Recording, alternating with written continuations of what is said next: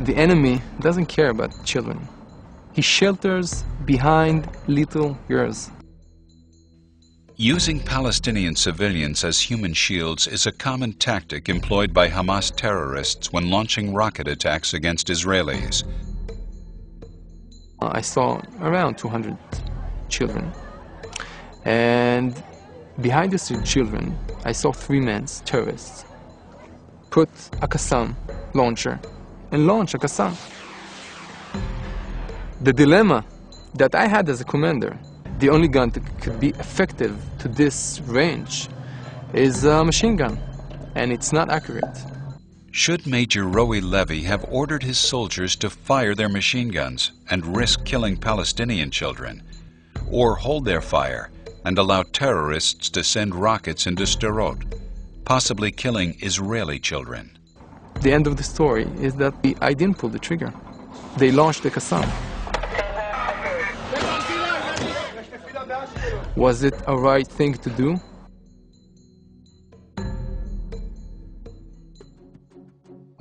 These are the kinds of tough choices that Major Levy of the Golani Brigade and every other soldier in Israel's defense forces must face every day.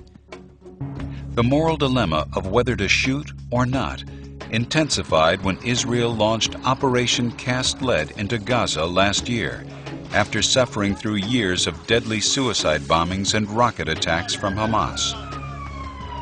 Major General Dan Harel led the operation.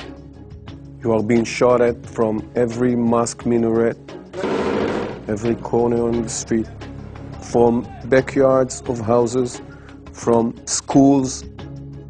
They use the civilian population as human shield.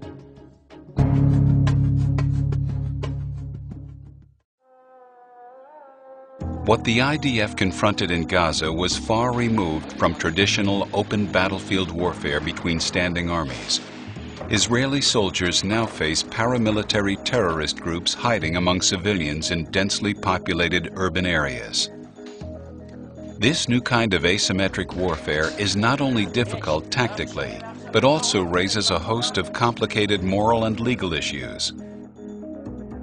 How do we distinguish between combatants and civilians in a scenario where the enemy specifically doesn't wear uniform or distinguishing marks on purpose? The people who give shelter to the terrorists, are they civilians or are they combatants?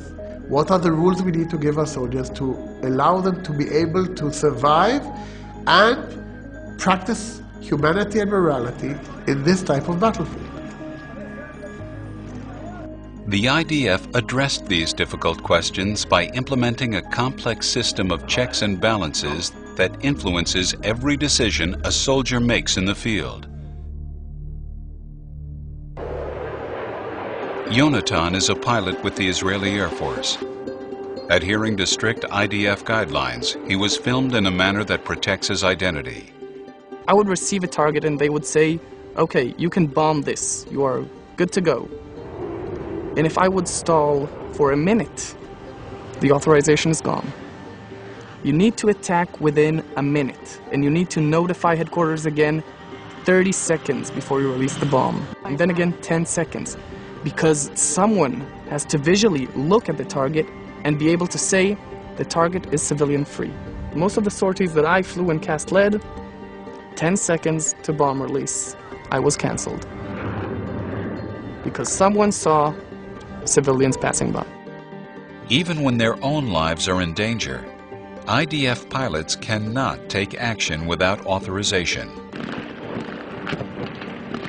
You fly over Gaza, you see someone shooting at you. You can see the bullets flying up. You still do not have the authority to shoot back. This is frustrating, because what else do you need? This is a smoking gun. But it is true that I can't know if this smoking gun is standing in a kindergarten. I have no way of knowing. During the Gaza operation, extraordinary efforts were also made to separate ordinary Palestinians from terrorists. We actually phoned people at home. 250,000 phone calls were made. Leave your home and move west. radio station called them to leave the area of the fighting. Thousands on thousands of pamphlets were spread over the Gaza Strip. And the fact that 800 out of the 1,162 casualties we know of in CAS-led operation were terrorists, I think speaks for itself. Of course, mistakes do happen. It happened, and we will do research and study and punish. If one of my soldiers will commit a crime, he will go to a trial. I will make sure that he will go to a trial. I don't need no Gotham report and whatever.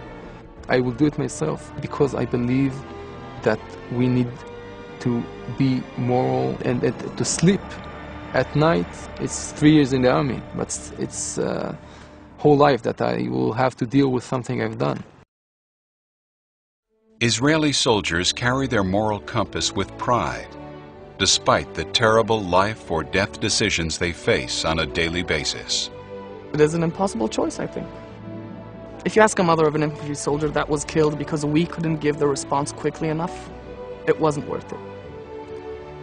But I think in a bigger view, we really did everything in our power to make sure that only those that we wanted to harm were harmed. It brings me peace. When I look back in the history of other militaries, other countries, the easiest thing to do and what they have done is to wipe the enemy out. That's it. But we are different. We are totally different. From one hand, it seems insane, but from the other hand, I'm very proud to be in an army that have this level of morality, and I'm proud of my soldiers.